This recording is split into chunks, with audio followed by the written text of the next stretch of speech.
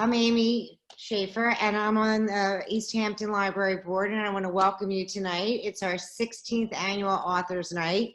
I want to thank you for pivoting to this platform. I know it's been challenging for everyone, but we've had a great series so far, so thank you for your support. And the money that's raised tonight supports the library's programming throughout the year. So thank you. And we know how important the library is to communities, and we thank you for your support. Just a brief introduction. Steve Madden is an entrepreneur and a family man. Over 30 years of being a shoe designer, he built a booming business and nearly lost it all on the Wolf of Wall Street. And he rebounded by giving back and building a great global brand. And we will hear more about that in a few minutes. Yes. And Stacy Griffith, who is amongst the world's most acclaimed fitness instructor and miracle worker. She's the best-selling author of Two Terms from Zero, and I'd be happy to say and thank you for being in. Were you in Authors Night last year, or was it 2 years ago? 2 years ago, my book, yeah. Yeah, 2 years ago, Stacey was one of our guests at Under the Tent, and she's also a co-host of a podcast called The Way New York City, NYC. So thank you for joining us, and away we go. Okay. Yes. Awesome. Yay. All right. Steve. Yes. How's it Where going? are you? I'm at home. I'm in Sag Harbor. Oh, we're in Sag Harbor. I'm not telling on this. No, you don't have to tell me the address. But Okay. like, what is that? I'm in Sag Harbor. That is the marina. Okay. Yeah. Great. All right. Nice. Where are you? I'm on old Short Beach Road. Do you know where the long road by the ocean? You know, by the bay, by Noyak Bay. So we literally could zip line to each other on Yes. that. I don't know why we're not doing that. Yes. Okay. Well, I'm excited to be with you tonight on this. I wish it was in person, but maybe next year we'll do this again, because my second book will be out by next year, and your book will have traction, and we'll have some more things to talk about within the year because of the whole COVID issue. But Yes. how do you feel, buddy, doing a book? Is this your first book? Yes. You know, it's such a strange time. And I'm really not sure how I feel about, being stuck in a plague. And, I go between, I don't know if you asked me how I was, between enjoying doing nothing and then worrying about doing nothing. Yeah. You know, both those feelings going on. Did you have like a book tour planned and everything before COVID? Like, when did your book actually launch? Like, when did it actually It was drop? supposed to come out in the spring, I think, May or something, April. And, but, everything is upside down. I'm not even sure. Yeah. Everything froze. We're just sort of coming out now, right? Yeah, and also like when you do a book, you have a book tour, and then you go and you shake hands and you hug people and you say hi to people and you sign the books and everything, and you're not getting to have that experience. And it just kind of like hit me just now as I look at it. I love the cover. It's got all kinds of Hawaiian tropic on it from reading it by the pool. Good. Yes. I was looking at mine has guacamole on it. Yeah. Guacamole. Yeah, so I feel like, you're going to get some significant legs with this book, I feel, because not only is everybody reading books now because they have more time.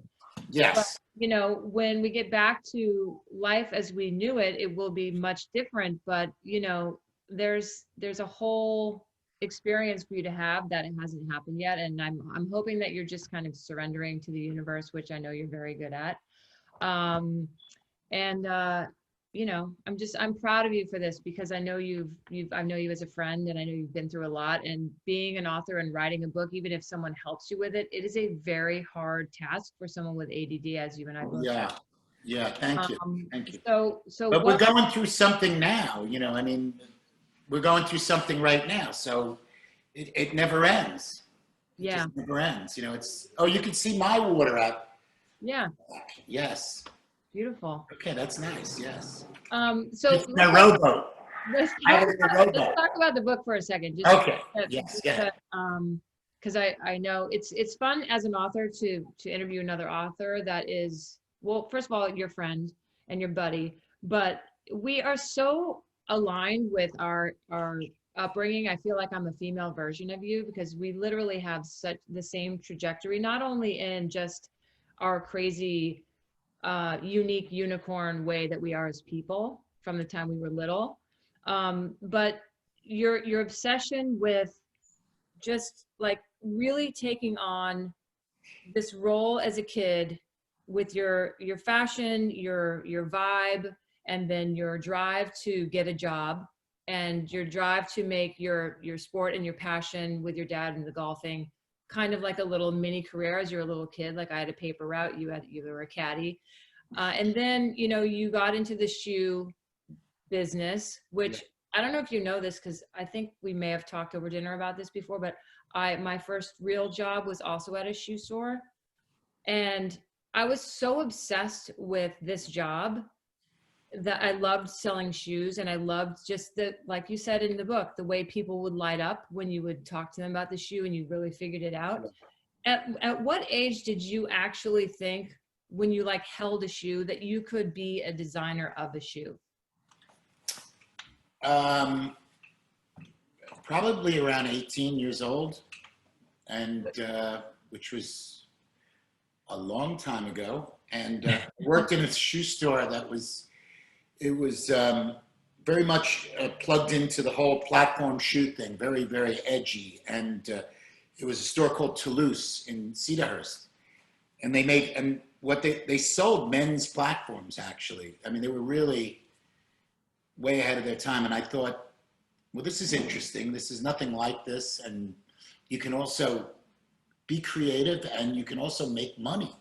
You know, the two sort of never really connected for me. Yeah. And so that's always been sort of a theme since. So what was your first, like, how did you even dive into the fact that you could actually make a success story out of your passion and your love for shoes? Like, was there like a mentor that said, like a designer that you looked up to, or like who were your icons back then? No, I had a lot of people along the way, and but my father actually, and then the guy that owned the shoe store that I worked at, and then, you know, then when I started, it was Kenneth Cole, was a hero of mine, and we're still friends. And so you always have mentors. Yeah. And I don't know, you know, I'm trying to answer the question, but I basically, even as a little boy, I kind of felt like I was going to be famous. I kind of felt there was something different about me. I don't know if other kids have that. Maybe everybody does. And then, you know, I had this thing, and then I sort of lost it when I got a little older and started to, you know, drink and drug. I sort of lost that thing. And when I stopped, I sort of recaptured that feeling that I had, you know, when I was a 9-year-old kid or 11-year-old kid. It's interesting. I actually only realize that now.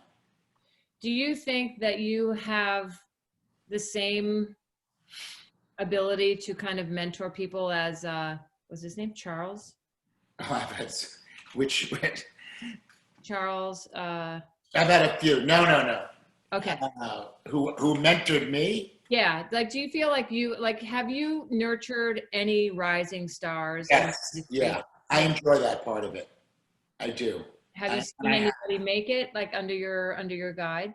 Yeah, I've had a few, and I enjoy it very much. When I look at you were doing influencer shit way before that was even a thing, way before Instagram, like you kind of created that whole thing. It was an accident.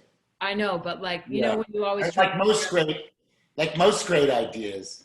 I mean, I always think Kardashians, like Dalton, you were on Cardi B's shining light before anybody else. Like you have a way of discovering Yeah. Which is why I know that we're going to make amazing shoes together one day. Just Okay. We got to do it. yes, but do you have somebody like? Well, I do. Can I go back? I do like mentoring. Mentoring kids. I do like it sometimes. If they have that spirit, if I see that spirit in them, which Can is you spot it? Like similar to how I can spot a teacher, like a future teacher. I call them FTAs. yeah, future teachers. Future Teachers of America. Yeah. I can spot an FTA in a class and they don't even see it themselves. Yeah. They're like, really? Me? I'm like, yes, I'm just telling you right now, you have it. And we have about 5 or 6 instructors at Soul Cycle right now that are huge stars. And I literally I pluck them out of like it's nice. It's like you see like a pilot light, Yeah. It's almost like you see the pilot light. And it's fun to be around people like that because you're going on a journey, and they're going to go along and you can say anything and do anything. But you're fixed on a goal. And I really love that. I don't have that as much now. As my business has gotten bigger, it's certainly changed. But everything, I always say that everything is grist for the mill, like everything is important. Every conversation, every lunch, everything you do is part of the journey, Totally agree. I sort of miss that. Are you currently inspired by millennials or do they freak you out like with their whole way they look at life? No, it doesn't freak me out because I understand the way it goes. I understand the nature of life and, I understand that everybody thinks the music of their generation was the best. My dad thought his music was great. I think my music was great. My kids think their music is great. Yeah. And I understand that. Yeah. And so does it freak me out? Sometimes they freak me out because the value system is different, but basically it's like, oh no, it's their turn now. So learn what you can and act your age and learn what you can. That's kind of like the way I view it. So during your downtime, your COVID downtime, have you, I know that it's hard for people in our world to focus sometimes. you having so many companies and people and employees, it must be a lot of stress, but B, like, have you figured out the next comeback? Because not that we need a comeback, but there's like a new comeback. Oh, it's a comeback. That we're all part of. Like, oh yeah, we're all part of it. It's going to be comebacks. Yes. So I don't know if we should tell everybody what it is because I want you to be the one to really. We don't really know, but we're working on a few things, and I'm working on perhaps doing a television, movie television show, like a Netflix based on the book, and that's something I'm excited about. It's not the usual, biopic or it's something that we're taking the story and going to try to make like a TV show like Billions or Succession. Oh, great. Yeah. Yeah. So that's going to be interesting to try to, now I don't know if it'll happen and, who knows, but it's going to be fun to get somebody to play me. Well, honestly, like there's no more colorful palette than the one of Steve Madden. You have, I've seen your documentary on Netflix probably 10 times. I sometimes, if I'm bored and I have nothing to watch, it's one of the most fascinating documentaries on the entire Netflix. And I've pretty much watched them all because I'm into those. Yeah. But just the story of your life and the story of your comeback and, as a former addict myself, like I just, not everybody ends up as great as we ended up after all the crap we did.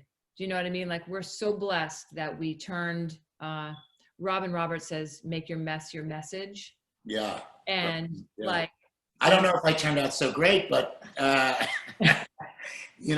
trying. And we just keep showing up. It was like I keep showing up, and things happen, and sometimes I have a lot to say about that. But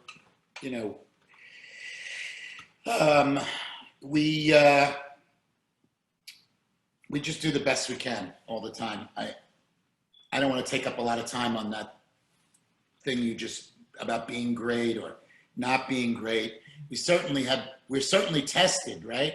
Mm-hmm. Sometimes we pass and sometimes we don't, so, but we do the best we can. Absolutely. Absolutely. Let me ask you one question about being a father. What do you think, what is the one thing you think your kids learned from you the most? They learned about work. They learned about first things first, I think. That's a valuable lesson. Mm-hmm. I think they learned about priorities, maybe. I'm trying to teach them that. Yeah.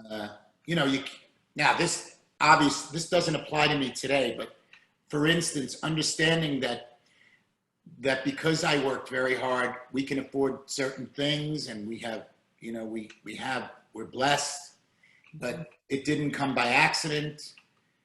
And so they need to understand that. Mm-hmm. I think it's important that they get that.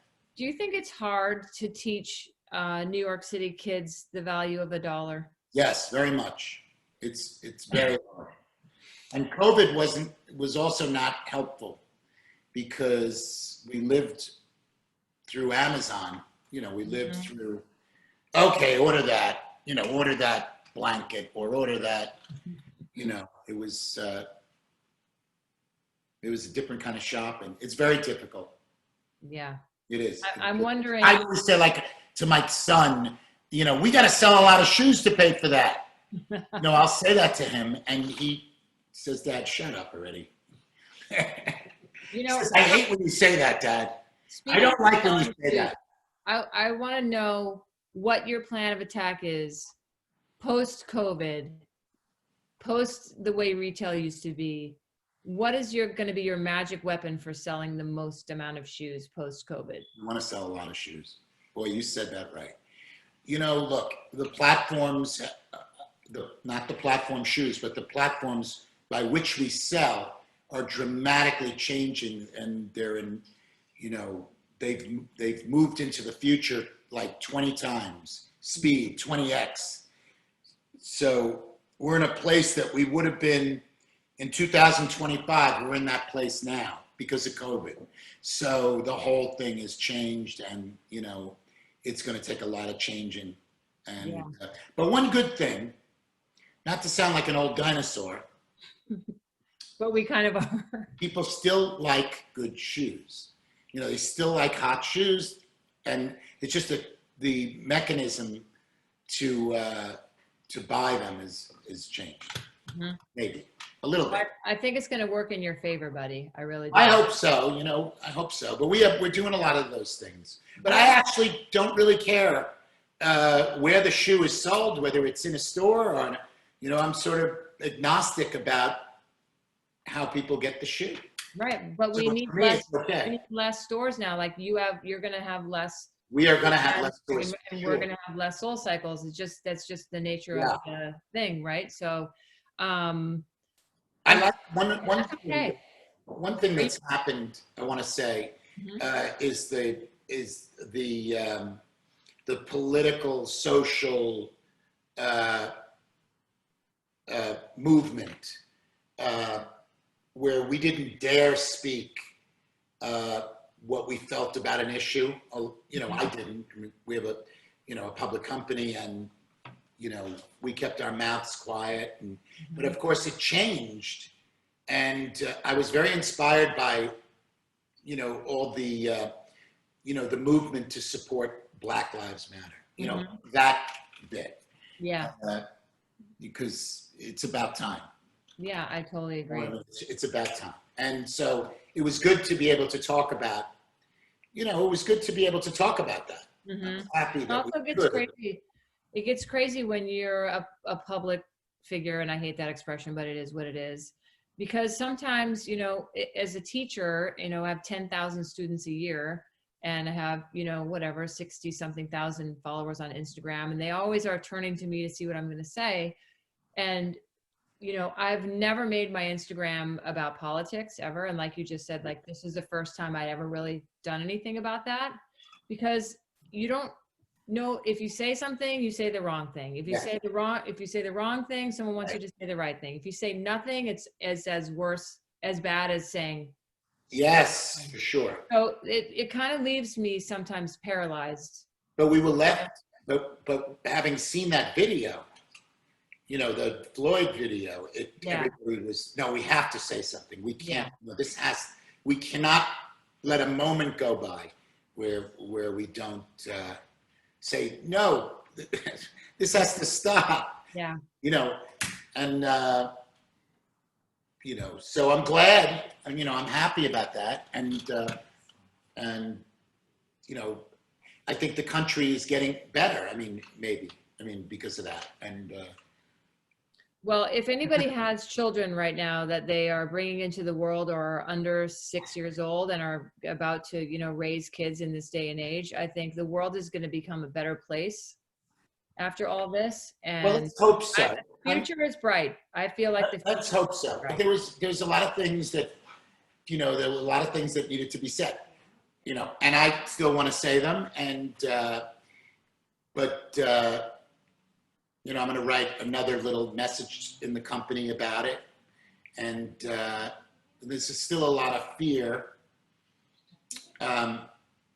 There's still a lot of fear, you know, the whole police thing and everything, you know, the defund the police. And I think people shouldn't be in fear. I think we're moving to a better place. And there may be a little disruption, but I think it's a good thing. Yeah. That's what I think. I totally agree with that. Yes. So maybe a little rough, but sometimes you got to break a few eggs. Yes. Then you can't unscramble them, so you got to be careful. Right. Yeah.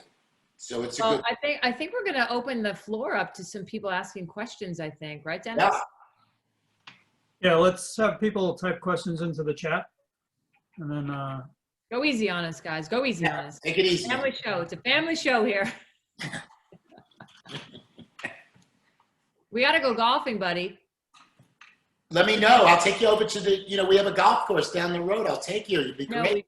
We've been trying for years to get this golf game, and now I'd that's love not to. much time. But now Yeah. I'm teaching, you know, I teach out here outside in the tents in Bridgehampton. So Yeah, that's great. I taught People four love classes. you. They love you. I taught 4 classes today before this. Wow. You have I to gotta go come. see what that is. It's people talk about that. You have to come. Yeah, it's pretty amazing. I hear unbelievable things. It's almost like cult-like, the following of you. Culture. Cult. Culture. It's culty. It is. It Culture is. for sure. Yes. But it's a good one. It's a So positive. who has a question out there? I have a question. Okay.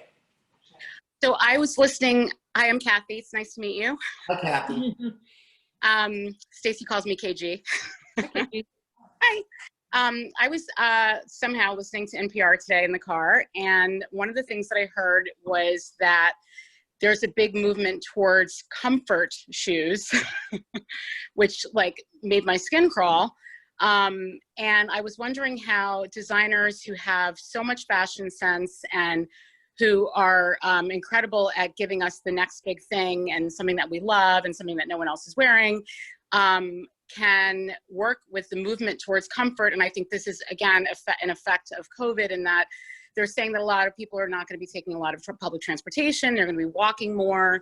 If they're not biking, they're on their feet, but they want to look good and they want to walk. And how you handle something like that with the most comfort in mind, but to still have people looking stylish. Yeah.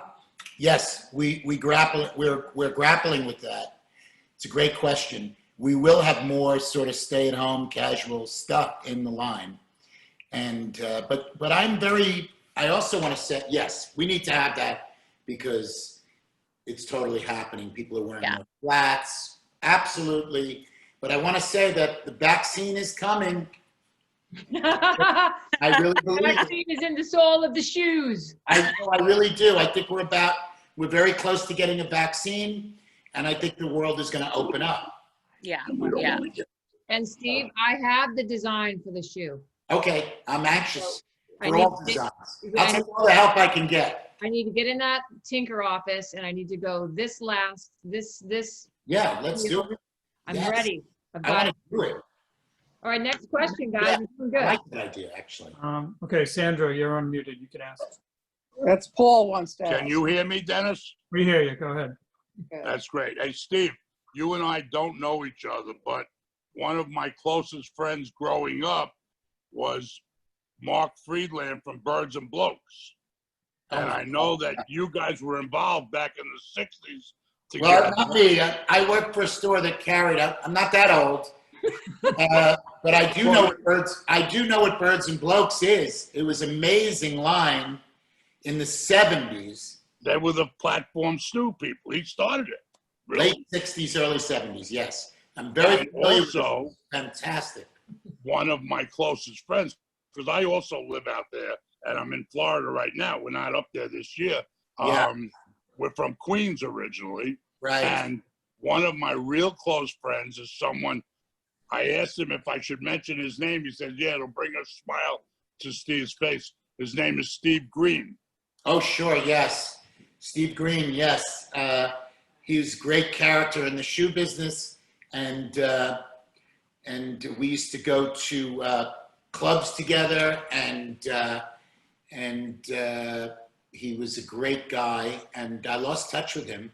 Well, he's very much now a part of the real life, very much like yourself, not with the same net worth, but he's turned his life around very well, and he's down here in Florida with me. That's awesome. Send him my regards. I liked him very much, and he actually influenced me a lot. He was very.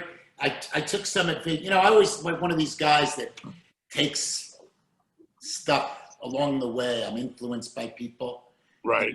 I just have always been like that. And Steve was very influential. We used to go to Well- clubs. He was a couple of years older than me, but he was much cooler than me, by the way. He was Okay. very cool.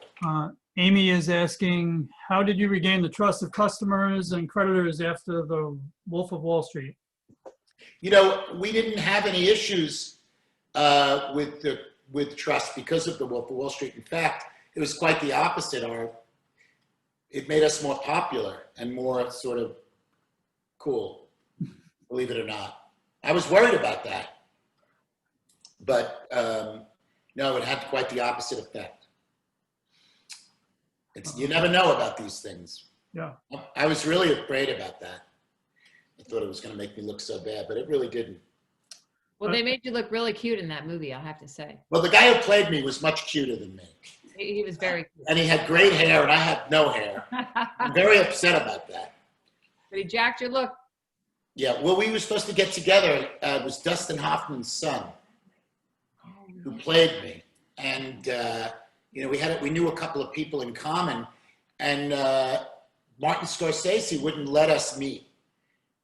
He, like, forbid the kid to meet me because he didn't want him to get his performance to be influenced. That makes sense. So we didn't get to meet. But I'll never forget the scene where he says your name, Steve Madden. People come up to you and say that to you. Yes, they do. In fact, at the Net games, they put me on the Jumbotron, and they have that bit with the Steve Madden, and That's it's really really funny. My kids love it. It's very funny scene. Yes, it's very cute. But it was not a fun period, but Sheila Rogers is asking, you talk about coming back stronger. What were some of the hurdles that you had to overcome? coming back.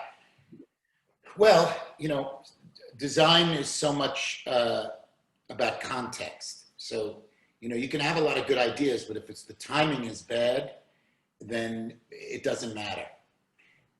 And frequently you say, oh, but how about, let's make this shoe, you know, let's try this. But for some reason, rope wedges aren't popular. So it's like that.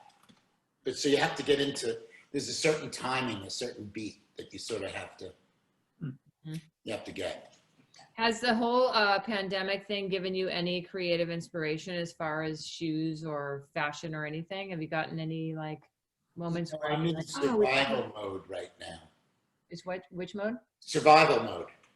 Yeah. You know, you sort of go into automatic, you know, it's kind of like prison in that sense. Like you say, okay, I got to get through this. We got to survive. We can't get the virus. It's So okay. I saw you were in the news lately, It's okay. buying a bunch of the stock back in your company or Yes. increasing your holdings on your company. Is It that was something? cheap. I have to buy it back. Yeah. The stock was cheap. You know, it's okay. Yes, I thought it was a good use of my money. I believe very much in the company. I believe that when the plague is over, we're going to be as popular as ever, and I felt it was a very good investment. I think Yes. so. Couple I of- just can't wait to, I just can't wait to design shoes with you, buddy. Yeah, I really I can't. really want to do that. I really want to see what the magic is, what the Stacy magic is. There's a lot of magic, and you know, it's because I have you Yeah. on Zoom, but I have on my laptop here, I have all my my inspiration things for the whole Steve Madden's, the whole What Superb. we should do, over here. you know, walking away from the class. You know what I mean? When you're done with the class, you put on a pair of shoes. When you're done with the Stacy Magic Show, and you walk, Opera sold. yeah, Yes, I'll play please. Stacy. Yes, Yes, Holly. on the way to the iced coffee, Yeah. right? Yeah. Guys, do you have any more questions for us? Amy, you know you have one. Come on, Amy. Slip one in there. Maybe she's tight. All right, we share a common friend, Uh-oh. and you were roommates, Oh boy. Kidding me. Elliot Levine. Oh, yes, we were. Well, we weren't quite roommates, but Elliot Levine is a great guy, and we were at a club together. We spent a little time at this club together. He really looked out for me, and he was a great friend. Yeah, I worked for him at Perry Ellis. Oh, you did? He's Yeah. one of the most talented guys I've ever met. Yeah, By the way. and fun. Wasn't he amazing, by the way? Wasn't he amazing? He was an amazing guy. When he Oh, was, no, he was exceptional. I mean, he taught me the business, and he was a lot of fun, and he also taught me how to play blackjack. Yes, he liked to gamble, Elliot. Yes, we used to play many nights of gin rummy together. Wait, and then he told me that when you were together and you were roommates, that he pretended he was kosher, so he got better food. Oh, yes, that is actually true. Actually, You'd have to go to services on Friday nights. yes, we tried to do that. We were quite pious. That's too funny. Wait, He's a does great somebody, guy. I miss him. does somebody with a partying past like you and I have count as a potential roommate if you went to the tunnel on a Friday and you came out on Sunday? Sort of. Count as a roommate? Yeah, Yeah. I keep in touch with him occasionally, so I have his contact if you He's ever from want. Miami, right? Or Boca or He something? lives in Miami. Yeah, I know he's from Saddle River. He had a beautiful house in Saddle River. Yeah. Yeah, I have a friend in Saddle River. So I see the house. Yeah. Anyway, all right. Wait, another one. Going forward, how will you focus on any other categories other than shoes? That's an interesting question. Well, we are working in clothing now, and we make all sorts of different things, and we sort of, as a company, apply a lot of the same principles to all of that. You know, the love of product, and although certainly my expertise is women's shoes, but you know, we're doing a lot of other stuff. Got to find the right people and work with them, and you know, try to share the vibe with them if you can. Although it's hard over the Zoom to share the vibe. Yeah. Yeah. But you know what? You also, to go back to what you're going to do, your handbags are awesome. Our bags are great. My mom's obsessed with the handbags. Every time I talk to her, she's always asking me to ask for the handbags and get the handbags. Yeah. So. Yeah. You know, our masks, we sell masks Oh, that are fantastic. I know. we got to do the masks. You know, you got to get the masks. We got to. Got to do the masks. The masks are great. Mhm. So, and we're making great shoes. It's just very quiet time, But I'm very bullish on the vaccines. I think they're coming, and I think we're about to open. I think by the end of the year we could be, hopefully we'll be. I'm not a scientist, by the way. I don't mean to imply that I am. It's just that the stuff that I've been reading, it feels like they're very close to something. Big companies, and they're racing, and I wouldn't be surprised if we have a vaccine by October, FDA approved. It would not shock me. Let's hope so. We'll pray it up. Steve, Rita is asking if there's an age group that you specifically focus on designing for. Not really. I mean, we mostly, our customer base is quite young, and so there's a certain lifestyle that we think about, but certainly at all ages wear our shoes. And I don't like the idea of, like being sort of pandering in design or in trying to make your stuff. Like, oh, let's make these for the 17-year-olds. I hate that. It's never been something I fancied actually doing. I don't really All like. souls. All souls. Yeah, but it sort of works out that way. I mean, you have a look, and you stick to you have your look, and you make what you make, and it appeals to who it appeals to, right? Mm-hmm. Don is asking, what was your lowest moment, and what are you the most proud of? My lowest moment, it was about 5 minutes ago when I had to go off camera.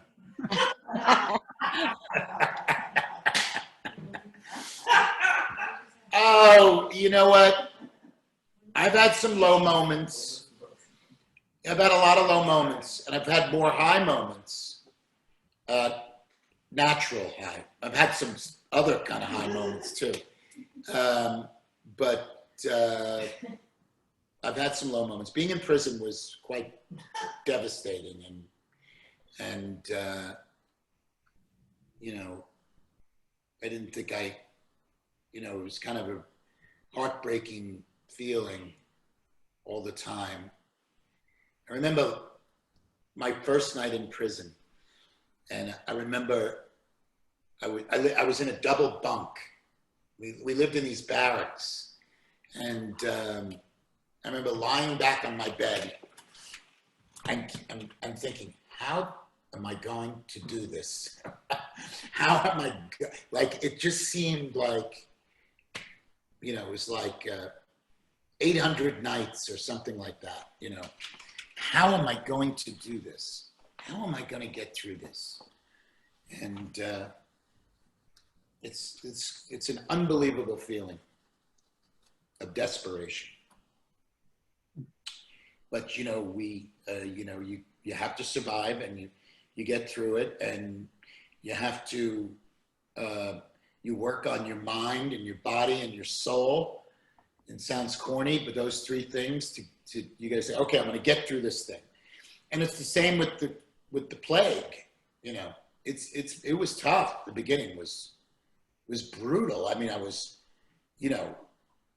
my kids were with my ex-wife. I was alone, afraid to go out of the apartment, washing down like packages, like getting a UPS package, and it was like, like, don't go near it, don't touch it, Cracks.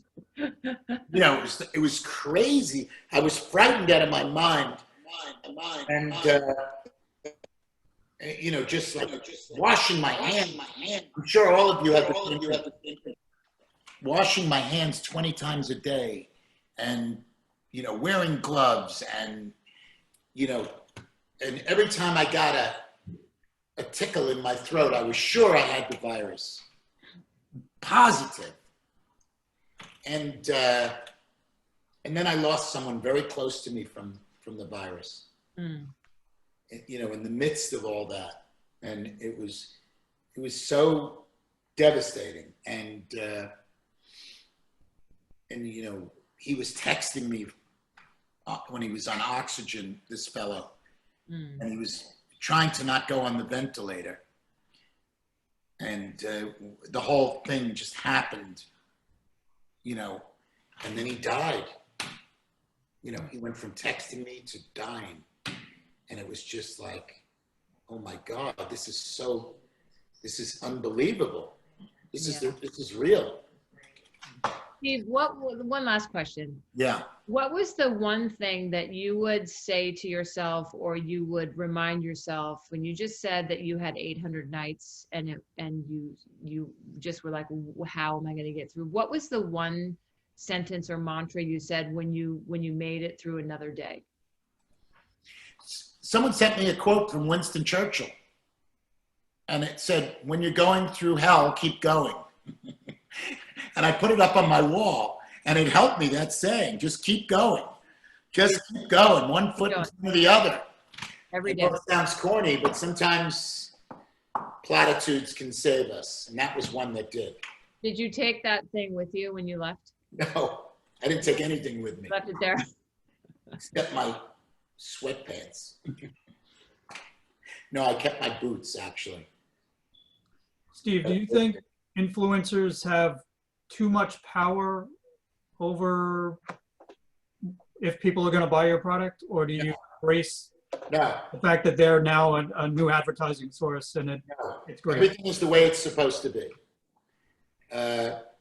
You know, it's like, you know, saying, you know, why do Drake records sell? Or, you know, why is Post Malone, you know, so great? Or, you know, Megan Thee Stallion, why is that? It just is what it is.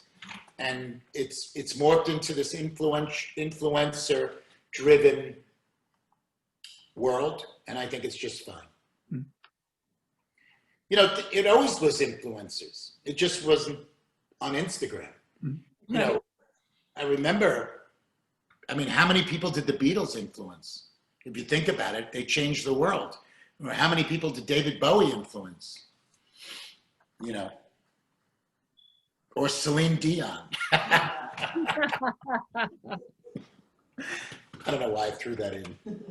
Oh, Steve Madden. You I'm are being silly, but I like Celine Dion. I actually saw her on TV. So, but you know, we've always had this. It's just not been this Instagram up to the second. And now we have TikTok, which is amazing. I don't do the TikTok. What? I don't do the TikTok. Well, you have to get on it because it's amazing. And you would be perfect on TikTok. I know, but I barely do my Instagram. It drives me crazy. I lack a sense of a narcissism chip that I don't have. I'm trying to be more. You lack a narcissism chip? No. I need to become a little bit more on the edge of that, because it's the only way you can succeed on Instagram is if you take a spoonful of narcissism before you leave the house. Yes. Then you can be a good social media person. But the problem is that I don't do that. And therefore I'm not as successful. You are very successful. And Instagram. I'm going to tell you right now, TikTok is fantastic. And you need to get with it. It's so much fun.